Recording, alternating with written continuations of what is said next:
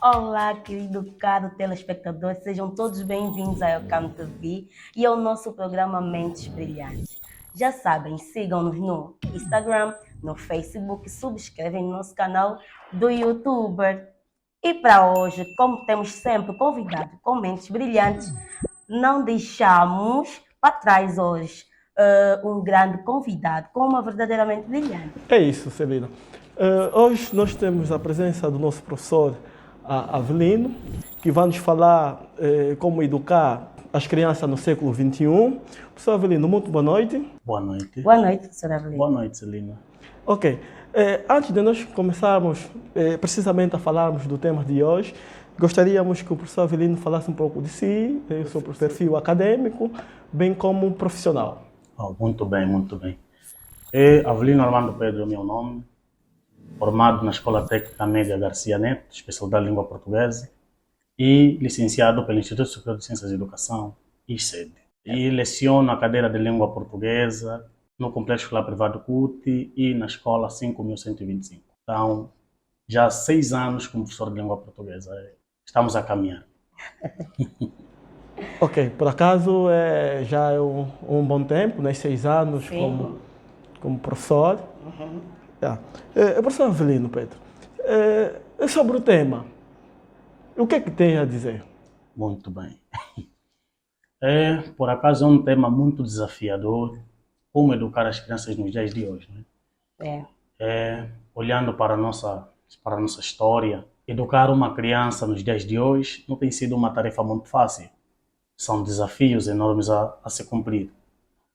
Mas se verificarmos bem, durante o período em que nós não tínhamos cá a presença do europeu, ou especificamente do colonizador, nós tínhamos uma determinada cultura, uma determinada educação, uma determinada tradição. E essas tradições, obviamente, que eram passadas de formas orais e que eram muito bem cumpridas, não é? Se verificarmos bem, os senhores que hoje dizem nossos papais, nossos avós, durante muito tempo, quando olham para a camada atual, têm a tendência de dizer, oh meu Deus, que tipo de educação é essa? Por acaso. Noutra hora, com a nossa 4ª classe, e às vezes nem tínhamos ensino, estávamos aí bem presentes, bem patentes e bem educados. Mas nos dias de hoje, onde há ensino, onde há uma escola, há inúmeros desafios para educar essa criança. Pois é. Por que desse tema? Primeiro, nós temos que perceber que os tempos em que hoje nós estamos a viver é um tempo completamente diferente. É um tempo tecnológico. E educar uma determinada criança requer inúmeros esforços para que nós os consigamos ou as consigamos colocar nos devidos carris. E uma vez dessa, recebi um encarregado e perguntava-me: é possível ter uma varinha mágica para educar uma criança? Pronto. Esta questão levou-me a refletir seriamente. E eu dizia, mas como é que nós vamos educar estas crianças? A base fundamental para educar uma determinada criança é o amor. Por que do amor? É a partir do amor, até vou citar aqui alguém, Aristóteles dizia, quando você ama alguém, consegue perceber o respeito e a dignidade dessa determinada pessoa. Ok. Somente assim nós poderemos partir do pressuposto de que quando se ama, nós conseguimos de facto, não taxativamente, mas conseguir colocar nos carris uma determinada criança. Okay. Então, este tema é abrangente e na medida que vamos aqui conversando, poderemos passar alguns elementos que poderão contribuir massivamente para aquilo que é a educação da nossa criança. Com essa deixa que o doutor, ou que o professor Avelino Pedro acabou de dizer que a base é o amor, está a querer dizer que o problema que as crianças têm enfrentado tem sido falta de amor? Boa questão. Boa questão. Tem-se dito que não se deve exagerar naquilo que às vezes nós queremos dar, não é? Mesmo a questão do amor, quando você dá de forma exagerada ou menos, você acaba por desvincular uma determinada criança dentro daquilo que é o padrão de educação. É necessário educar a criança com amor, mas na mediana. Nos limites, isso. Exatamente. Tem de colocar limite. E esse limite é que nós chamamos de processo mediano educacional. Este processo deve englobar vários fatores. E dentre esses vários fatores, os pais primeiro devem se rever que nível, que tipo de educação você quer passar a esta criança. Qual é o tipo de modelo educacional que eu quero dar à minha criança? Que princípios eu deverei ter para poder educar estas crianças? Como devo me rever também antes como criança, se eu poderei me sentir feliz com aquilo que eu deverei dar à minha criança? Então são essas técnicas todas que naturalmente nós como pais, nós como professores, devemos nos questionar. Olha que lido com criança, exceto sábado e domingo, não é? Todos os santos dias. Todos os santos dias eu lido com crianças. E apresentam variadíssimas preocupações. E essas preocupações são situações que nós olhamos e, se possível, solucionamos. E quais são normalmente essas preocupações? Quais são as reais preocupações? Uma das principais preocupações é, por exemplo, a falta de vontade de querer estudar. A criança não quer estar na escola. Isso tem sido muito elevado, né? E o índice tem sido elevado, muito elevado. E para poder perceber por que a criança não quer estar na escola, é fundamental que nós olhemos o meio em que esta criança se engloba. Quem é o responsável para trazer a educação, a moral, os valores desta criança à sociedade? É a família. A família é a base principal para a transmissão de educação, de valor, de princípios, de tradição a uma determinada criança. E claro, quando uma criança chega numa fase dos 5 em diante, ela já não se torna simplesmente tua, já é da sociedade. Porque a criança sai do espaço principal, que é da família, e eleva-se à escola, eleva-se à igreja. Então, há um trio de instituições que contribuem de forma massiva para a educação da criança. E quando em casa, por exemplo, a criança não consegue sentir aquele espírito de amor, não consegue ter aquele contato de liberdade, não consegue sentir aquele carisma, aquela confiança, a criança espera receber na escola. E quando não tem na escola, obviamente que essa criança não consegue se sentir bem ali, nem tampouco em casa. Procura os outros elementos, que é o outro elemento que é a comunidade, onde o menino se sente às vezes confortável com os amigos. Porque têm aquela tendência de terem um determinado assunto onde cada um se sinta englobado. Sim. E normalmente nós já sabemos que quando as crianças vão à rua, o que trazem não é aquilo que nós queremos que se conviva dentro de casa. Porque nós como pais temos aquele nosso padrão. Mas é fundamental que nós pais tenhamos a base estruturante de como nós vamos lidar com esta criança. Professor Avelino Pedro, temos ouvido muito dizerem que não, ele se cresceu assim, é culpa dos pais. Concorda realmente com isso? Se uma criança hoje comporta-se... Uma criança também estamos a falar de um adolescente, né? De fato. É porque ainda não chegou à idade adulta. E comporta-se assim e diz, não, ele na rua é de um jeito e em casa é... E há pais ainda que vão defender os filhos que certamente se comportam mal na escola. Então, podemos dizer que realmente é culpa dos pais quando os filhos chegam a esses extremos? Bem, nós pais temos uma tarefa acrescida naquilo que é a educação dos nossos filhos. Não deixemos tudo a responsabilidade da escola. Mas quando uma criança comporta-se dessa maneira, há vários fatores aí a ter em conta. Os pais têm que perceber, vou só citar aqui, alguns princípios que Helena nos traz. Não é uma varinha mágica, mas são princípios que nós podemos utilizar para direcionar uma determinada criança. Ok. E além disso, antes de eu citar isso, podemos dizer o seguinte. Nós, os pais atuais, temos que perceber que as nossas crianças estão num mundo completamente dinâmico. E onde, se nós pais não tivermos a capacidade de dominar um pouquinho aquilo que é a tecnologia, nós ficamos ultrapassados pelas crianças. Hoje as crianças têm um smartphone, onde podem beber quase tudo que acontece a nível do mundo. Na sua maioria, coisas erradas, né? Quando não é fiscalizado. Pois é. Aqui, dentro desses princípios, vou citar assim. O primeiro princípio, amor incondicional. O pai não deve ter uma condição para amar aquela criança. Deve ser incondicional. Independentemente do erro que ela puder cometer ou dos benefícios que a criança poderá trazer, não deverá apresentar simplesmente um amor quando a criança fizer alguma coisa boa. Quando fizer o mal, deve apresentar amor. É a partir daquele amor que você vai colocar a criança sentada e poder repreendê-la. Então, um dos primeiros princípios é o amor incondicional. Depois temos aqui, conhecer os princípios do comportamento. Todo e qualquer pai deve conhecer o princípio comportamental da sua criança. Quando é que essa criança não se sente bem? Quando é que essa criança quer estar num sítio em que se sinta à vontade? O pai deve conhecer essas diretrizes todas. Mas quando é que essa criança vai apresentar isso? É um processo. É a partir da base. Você vai vivenciando, vai olhando. Eu até gosto de chamar às vezes qualidade de tempo.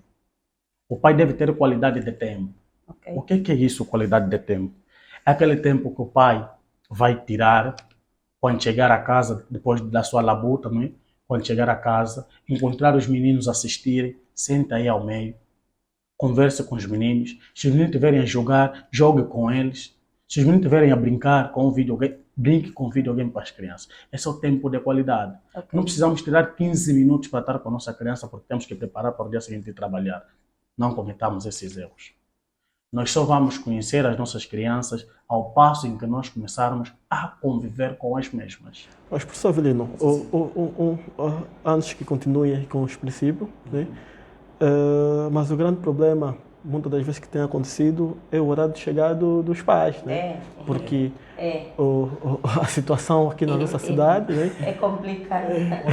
Muitos trabalham na cidade, vivem distante, em zonas mesmo muito recônditas, então dificulta encontrar os filhos ainda acordados. É necessário padronizar, é necessário ter um programa educacional familiar. A questão que eu faço é quantas famílias a nível da nossa sociedade conversam mensalmente. O pai veio cansado porque foi trabalhar, tudo bem. Quem vai educar a criança que você deixou em casa? É a governante? São os vizinhos. A governante e os vizinhos podem contribuir, mas o maior responsável para a educação da criança é o pai. Então, se o pai, quando chega cansado, não precisa mostrar o cansaço aos filhos. Nem que for uns 30 minutos, fica aí com os filhos, para manter aquela ligação. Se um filho não tem uma determinada ligação com o pai ou com a mãe, quando o menino começar a cometer certos erros dentro daquilo que é a instituição escolar, o pai não terá noção por intermédio do filho. Vai ser por intermédio de quem? Do professor. Do professor. E depois vem aí uma luta, um contraste. Quem está a falar a verdade, quem não está a falar a verdade. Porque o pai não tem o poder de conhecer o seu filho, que é o segundo princípio. O pai não conhece o filho porque não convive com o filho. Se nós prestarmos maior atenção àquilo que é o fator econômico como preponderante para poder educar as nossas crianças, estaremos a cometer os maiores erros. É fundamental que nós olhemos como base a educação para que nós possamos alavancar uma determinada sociedade coesa. Só assim nós poderemos ter bases suficientes para poder ter uma sociedade em que todos nós nos sintamos inclusos e dentro daquilo que é uma determinada paz. Um terceiro elemento é o autoconhecimento. Eu gosto de dizer assim, meus senhores encarregados, tudo bem que nós não temos aquele nível de escolaridade, e eu vi uma peça do convidado anterior que cá esteve, não é? Que disse que... Josiar. Certamente. Dizia que a mãe é licenciada, não é? Lembram essa passagem, não é? Sim. Licenciada se não estou em erro, conhecimento da vida, isso. Muito bem, sim. A experiência. Sim. Experiência, sim.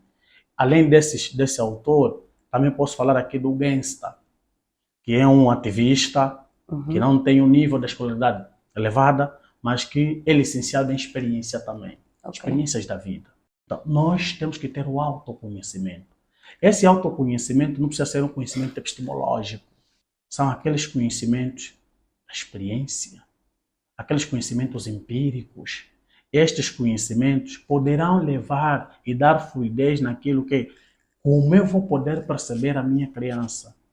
Quando é que esta criança precisa de mim? Há tempos assisti uma defesa no IMAG, conheço do Quilamba, não? Uma defesa final, duas meninas que foram defender e que naquele momento precisamos da presença de um familiar, de um parente. Infelizmente não havia nenhum dos dois, nem um parente, nem sequer um familiar. E as meninas, após a defesa, olhavam os outros a fazerem fotografias com seus respectivos pais e elas duas aí só, não é? Já conseguimos perceber como é que essas meninas se sentiam. Sim. Tudo porque os pais foram trabalhar. Nós podemos pedir à empresa para uma dispensa para ir tratar de uma atividade muito importantíssima. E que nem são todos os dias, né? Obviamente. Não são todos os dias. Acontece uma vez que já passou um bom tempo. 4 anos. Sim, você... E normalmente as defesas são antecipadas. Okay. É só para olharmos para o apresentador, para ver a importância que um pai representa na criança. Então, o trabalho importante porque é onde sai o elemento onde nós conseguimos dignificar a vida da nossa criança. Mas não pode ser a prioridade. Um outro elemento, comunicação positiva. O que é isso, comunicação positiva? A comunicação positiva, estamos nos referindo ao diálogo aberto. Um relacionamento onde há brigas constantes do pai e a mãe não transmite energia positiva à criança. O que essa criança, quando for à sociedade, vai fazer? Vai brigar com os colegas, vai faltar respeito aos colegas. E Paulo Dias dizia assim, é necessário que nós, família, ensinemos as crianças a respeitar os professores. É a partir de casa. Tudo está baseado naquilo que é a transmissão de valores, porque educação é isso. Transmissão de valores, de princípios, de tradição, até gastronômicas. É uma educação. Ainda essa pergunta, falando sobre a comunicação, há essa pergunta, como vamos nos comunicar se hoje os smartphones, né, estão sempre à frente dos nossos rostos e nossos filhos estão sentados aí. E às vezes eles também estão assim, estão todos nas redes, né, sim, fica complicado manter uma comunicação, você só assusta depois, o filho já te fala, mamãe já estou aí dormir, papai já estou aí dormir, tá, vai, e continua. Como vamos ter uma comunicação? Acho que fica uma pergunta no ar. Não. Como vamos ter uma comunicação? Vamos ter uma comunicação.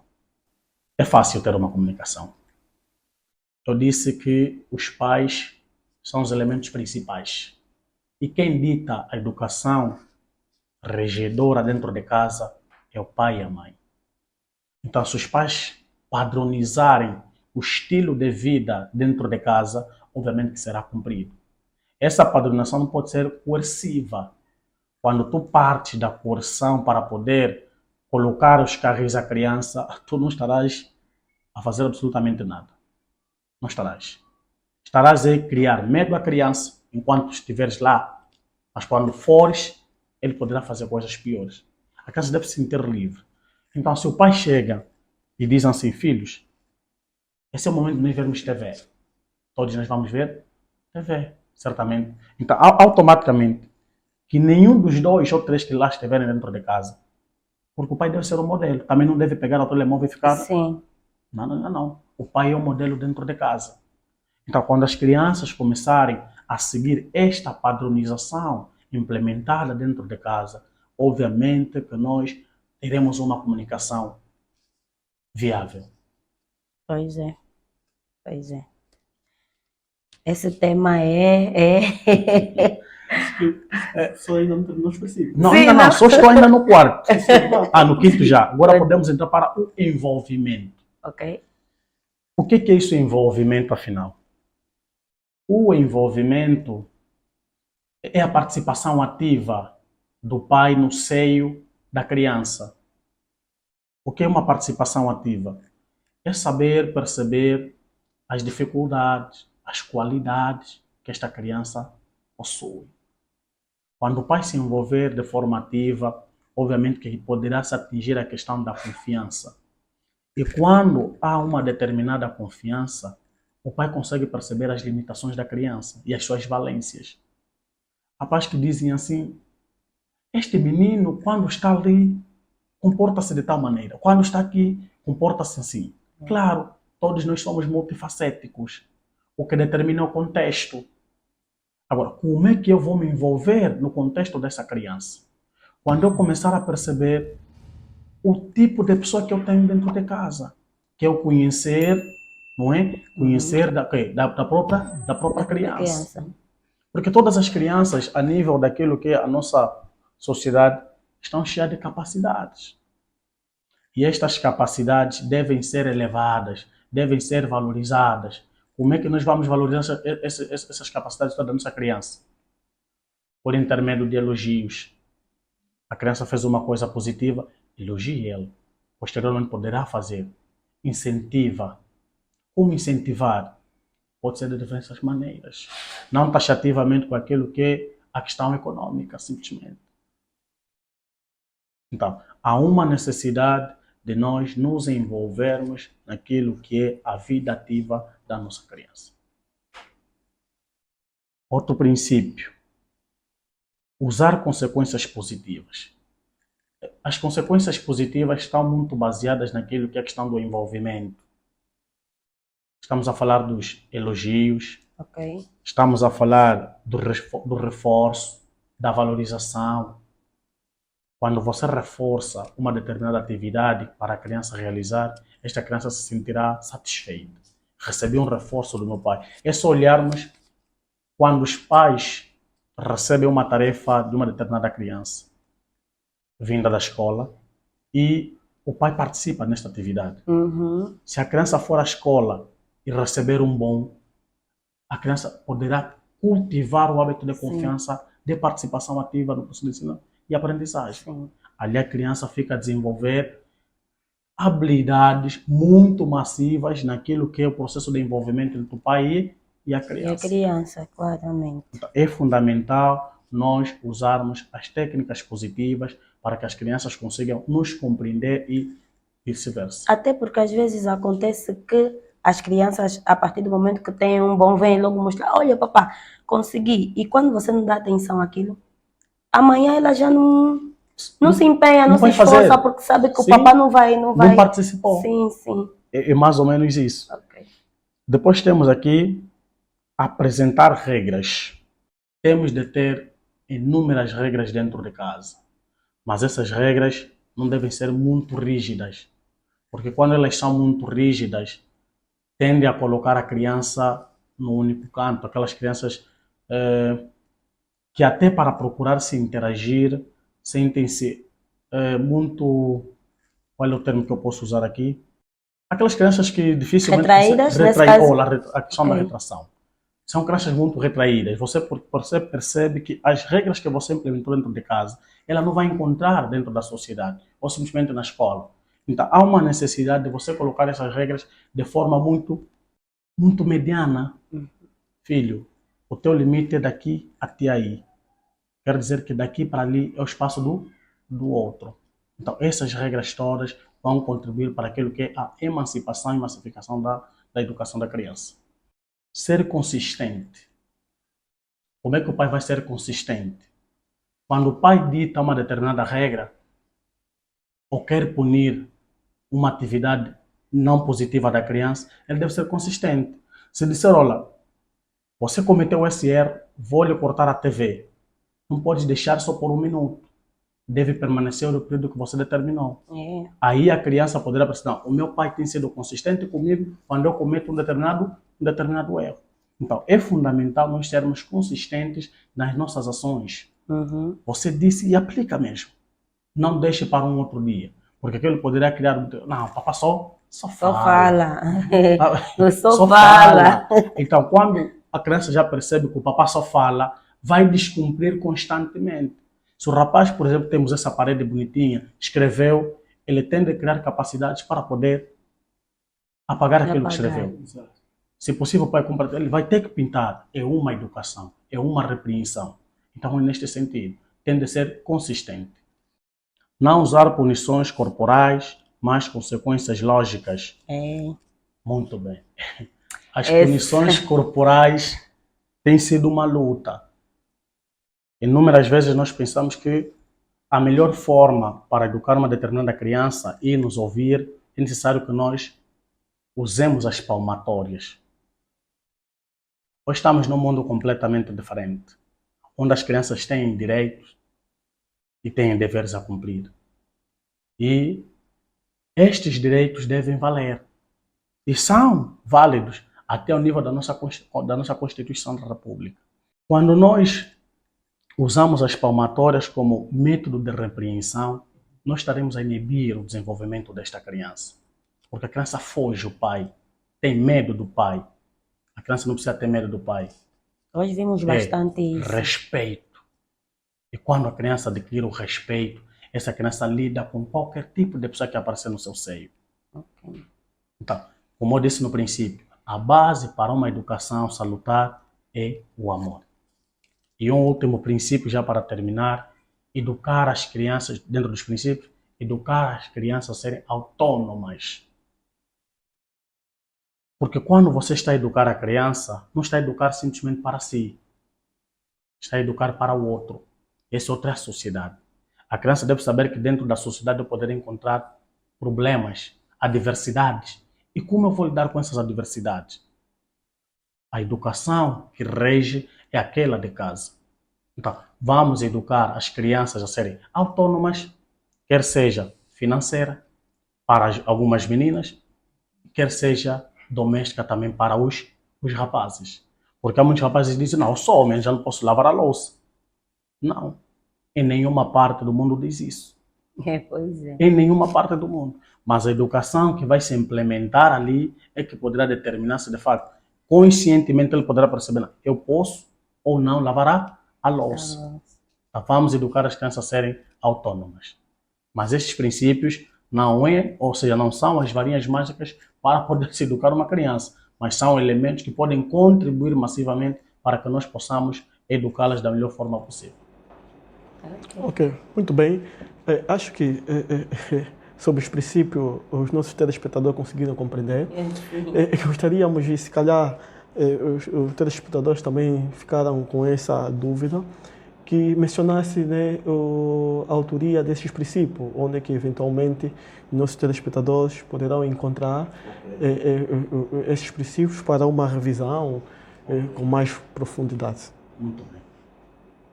Helena, na sua obra Educar para o século XXI, Desafios e Elogios. Então, esta obra fala muito sobre os princípios basilares para se educar uma determinada criança no século XXI. Que não tem sido fácil. Não, é uma tarefa árdua. Por isso é que educar uma criança é mesmo um desafio. Eu acho que o nível de educar as crianças hoje em dia eu acho que está muito baixo, né? Os pais hoje, eu vejo que os pais hoje não dão muita importância como devia ser a isso. Muitos pais, né? Não precisamos generalizar, porque obviamente que tem muitos pais também que estão aí na rédea curta com as crianças, mas hoje vimos que os pais estão mais importados em fazer outras coisas que não seja educar as crianças, né? Estão mais preocupados em trazer dinheiro para casa, que não deixa de ser importante, mas eu acho que virá por esse sentido só do dinheiro ou oferecer um presente. Chega, oferece uma bola, chega, oferece um carro, uma boneca e está tudo bem. Eu acho que não... É assim, nós estamos numa época completamente capitalista. E esse capitalismo todo eleva-nos ao mundo tecnológico. E sendo um mundo tecnológico, nós estamos frequentemente facilitados a receber inúmeras culturas. E as culturas que cá entram, especificamente do Brasil, Portugal, são culturas já muito desenvolvidas. Okay. E nós estamos a ver um percurso histórico onde havia guerra. Muitos dos pais não estavam acostumados com essa pressão educativa. Não estavam. E não estavam constantemente a ver múltiplas culturas dentro de uma única. Nós adquirimos o processo da aculturação com maior facilidade. É olharmos só para os tipos de músicas que nós dançamos. É olharmos para o tipo de vestimenta que nós temos. Não há uma identidade. Então, é fundamental que, primeiro, se capacite os próprios pais. Por isso que eu falei do autoconhecimento. É necessário ter um autoconhecimento, capacitar-se constantemente. Porque o mundo é de desafios. O mundo é completamente dinâmico. Ora, isto vale, mas daqui para lá já não poderá valer. Poderá entrar uma outra cultura. Então, é necessário nós percebermos que o mundo é completamente dinâmico. E não digo que os pais não estão interessados. Estão interessados. Quem é que não quer ver bem o seu filho? Quem é que não quer ver bem a educação do seu filho? Quem é que não quer educar o seu filho? Tenham essa vontade. Mas é necessário que nós olhemos para nós mesmos como elementos modelares. O que eu estou a fazer, a minha criança poderá fazer novamente para com o meu neto? Claro que não. É fundamental nós termos aqui o trabalho. Porque a partir das finanças que nós... Porque o mundo é capitalista. Tudo agora requer valores. Valores, sim. Tudo requer valores. Mas não deve ser prioridade. Por isso que eu falei aqui do tempo de qualidade. O pai tem de ter um tempo de qualidade. E esse tempo de qualidade é participar ativamente na vida da criança. Só assim você poderá perceber se de fato eu estou a educar bem ou não. E um outro problema. Noutra hora, não haviam escolas formais. Eram escolas informais, onde os pais sentavam com os mais novos a partir de um diálogo para poder passar aquela educação, aquele valor ético-moral às crianças. Hoje em dia não existe isso, porque deixaram tudo para as escolas. Os pais estão preocupados em trazer alimentação, estão preocupados em trazer o vestuário, que não deve ser prioridade. Não deve ser prioridade. Nós vimos muitos que hoje se tornaram individualidades, que noutra hora não tinham essa questão de vestimento, essa questão da vaidade. É que hoje o mundo é muito capitalista. E as crianças querem estar constantemente no centro das coisas, não é? Sim. Mas o pai deve estar aí para direcionar. Por isso é que tem que se ter um tempo. Quando você não tiver a capacidade de acompanhar o que é que de fato as crianças estão a fazer, tu nunca terás a liberdade de dizer assim, o meu filho é bom nisso ou é mau naquilo. Porque tu não o conheces.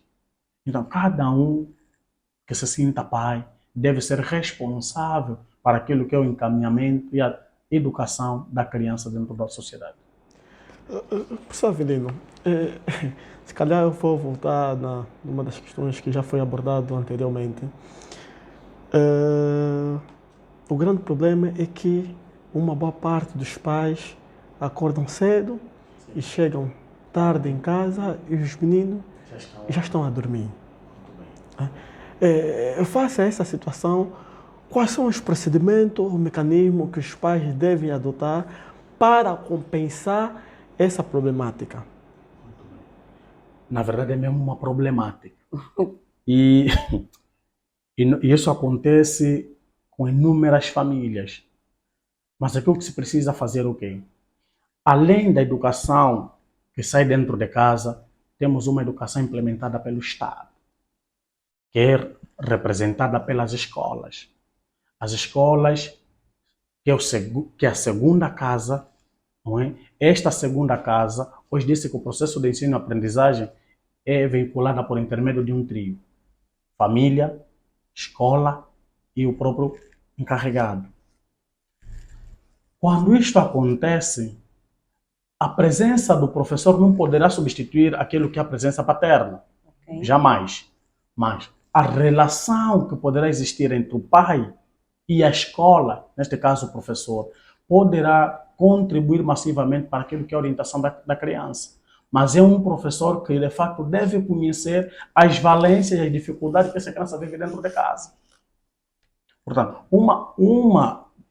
um dos elementos que poderá contribuir massivamente para cobrir aquilo que o pai não consegue dar, é mesmo a escola. Se a escola não tiver essa capacidade de o fazer, a igreja. Mas para que isso aconteça, é necessário um investimento por parte de quem governa a nível das nossas instituições. Porque se for simplesmente assim, estaremos a cair no mesmo erro.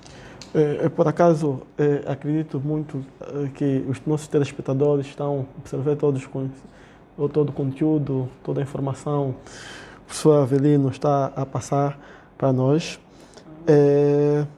Eu faço a essa situação, tem aqui uma questão bastante, se calhar, pertinente. Como lidar com uma criança, digamos assim, rebelde? Isso.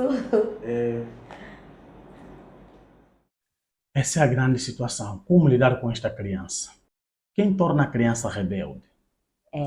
Paulo Freire dizia que as crianças nascem boas e a sociedade o perverse. Quer dizer, quem torna a criança má somos nós, como sociedade. E quem deve educar esta criança somos nós também, como sociedade. Okay. É fundamental que nós olhemos para a criança. A criança não nasce com aquela atitude de feroz. Nós é que o tornamos. Então nós temos a capacidade de contornar esse comportamento da criança. Como? Usando o amor, preocupar-se com a criança, saber quais são os elementos que ele precisa para se sentir feliz dentro de uma determinada comunidade. Não estou a dizer que nós devemos dar valores, não é isto. Mas é perceber o que essa criança quer de fato. Chama, conversa. É a partir desta conversa que você vai perceber as dificuldades desta criança. Nós lidamos com as crianças rebeldes todos os dias. Mas há aquelas crianças que quando chegam dentro de uma instituição e dizem assim, professor fulano, você está preocupado com a criança. E esta criança consegue olhar como se fosse o próprio pai. Há criança que diz assim, eu às vezes não gosto de estar com meu pai. E você como professor, por que filho? Só bate, só ralha, só grita. Não é esse tipo de pai que se quer. O pai deve estar preocupado com ou seja, o pai deve estar preocupado com a vida que a criança está a levar. E o pai deve perceber que ele é o responsável máximo para a vida que o menino poderá dar mais lá para frente. Então, para nós percebermos como educar esta criança rebelde, o elemento fundamental é o diálogo. E tem uma questão, professora Avelino Pedro, que eu acho que é bem importante também. Nós falamos dos pais, sim. Obviamente que os professores também são pais de outras crianças em suas casas. Certamente. Mas tem comportamentos que às vezes os professores apresentam também que deixam a desejar. Você como pai e mãe desta criança já não faz muita coisa, né, nesse quesito de educação e tal. A criança chega na escola e o professor também é aquele deixa andar. Onde é que vai parar essa criança? Pergunta. Nós temos que perceber que a pedagogia traz consigo 3 elementos fundamentais: educação, ensino e instrução. A maior responsabilidade da educação da criança é do pai. A escola complementa. O professor é um ser, é um indivíduo e tem as suas preocupações. E a maior responsabilidade dele é implementar esses 3 pilares da educação dentro do processo de ensino e aprendizagem. Okay. Quando ele não faz tal como devia, temos que perceber quais são os elementos que esse professor, quais são os elementos que o professor tem aplicado para poder perceber a dificuldade que este aluno apresenta. Por exemplo, nós temos professores que, quando vão à escola, esquecem que estão dentro da escola, porque trouxe o problema de casa à escola. Assim, aquele elemento poderá influenciar como positiva ou negativamente ao modo como ele vai tratar um determinado estudante. Porque esse professor é um ser humano. Okay. Tem as suas vivências. Ao trazer essas vivências dentro da escola, tendem a ser vivências positivas. Ele não pode... Há professores que de fato gostam de usar o radicalismo dentro da sala para poder direcionar um determinado aluno. indisciplinado. Quando o aluno já é indisciplinado e você usa o radical para poder disciplinar, aí a causar um estrago causar enorme. um estrago enorme, claro. Porque o aluno aí vai precisar fazer o quê? É confrontar o professor. E nós sabemos os tipos de adolescentes que nós temos. Então, o fundamental, vou recair naquilo que eu já disse anteriormente, o amor. O professor deve olhar para o aluno como se fosse seu. E se apresentou uma determinada dificuldade, um comportamento indisciplinar, e os pais não estão a conseguir cobrir, há uma necessidade do professor se rever como pai daquela criança e deixar de olhar como se fosse simplesmente professor. Então, orienta esta criança. Como é que ele vai orientar? Entrando em comunicação com os encarregados, por isso que eu dizia do processo da interação entre professores e encarregado, ou então família, para poder perceber que metodologias, que técnicas, quer seja metodológicas, quer seja técnico-estratégicos e epistemológicos, para poder orientar essa determinada criança. Porque o conhecimento que a mamãe vai trazer aí, que às vezes chega a ser empírico, porque a mãe não tem muito tempo para com a nossa criança, o professor poderá tirar relações. Não, com esta criança eu vou agir desta maneira e com aquela vou agir desta maneira. Então, não há uma técnica sofisticada para poder orientar a criança, pois não há criança perfeita, não há pais perfeitos, mas aquela convivência poderá ser agradável para que a criança se sinta num seio. Está com isso dizer, ou podemos assim afirmar, de que a culpa do insucesso de uma criança recai sobre os pais? Diretamente os pais? Olha, falando em sucesso escolar, falando sobre isso, que já é uma grande temática também que muito tem se discutido. O insucesso escolar, principalmente para as crianças do ensino primário, parte dos pais. E algumas por parte também de alguns professores. Porque a criança, quando vai à escola, ela vai com alguma coisa. Todos nós sabemos que cada criança tem uma determinada capacidade. O que vai contribuir para que ela tenha sucesso ou insucesso é o modo como essa criança será orientada. Se a criança, de facto, não sentir a presença ativa dos pais, nem sequer a orientação ativa do professor, essa criança poderá perder o desgosto pela formação. E quando já perde o desgosto pela formação, isso já é um insucesso escolar. Quando uma criança não olha para o professor como se fosse seu pai, essa criança não estará interessada em aprender.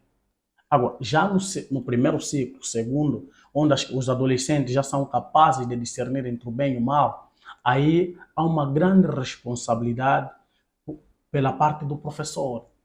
Porque o professor tem que saber que essa criança já traz consigo algumas vivências e essas vivências podem ou não contribuir massivamente para o processo de ensino-aprendizagem desta criança.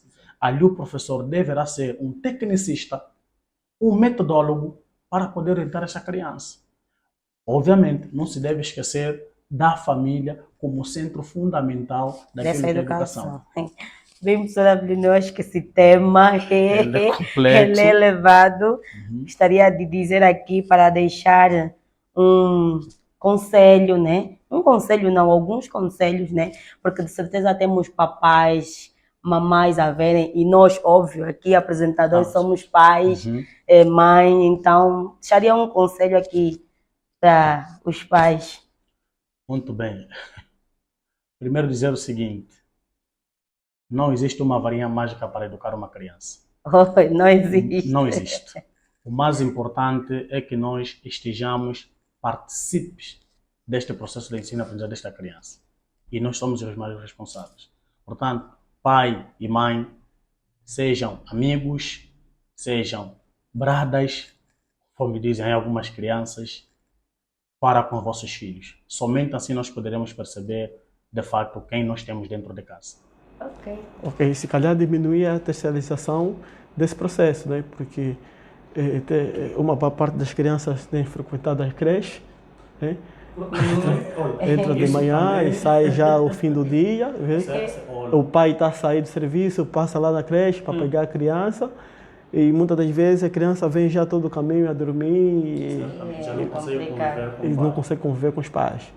Né? Então, Esse tem sido também um dos grandes problemas que provavelmente a sociedade tem enfrentado. São processos aculturalizados. Eu já falei, é uma coisa que não é nossa.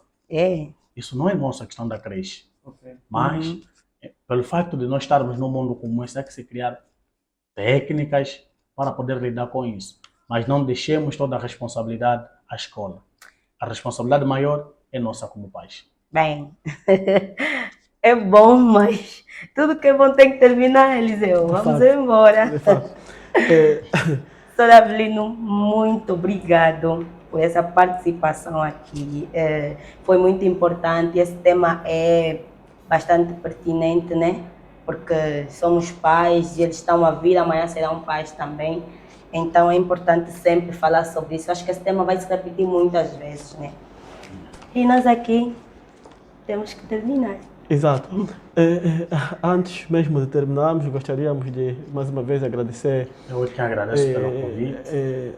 A ousadia que o professor Avelino teve de contactar a produção para presentear com esse grande tema, com essa entrevista, que culminou a uma entrevista com certeza fantástica, né? Porque Mentes Brilhantes é um programa que está aberto para todo mundo.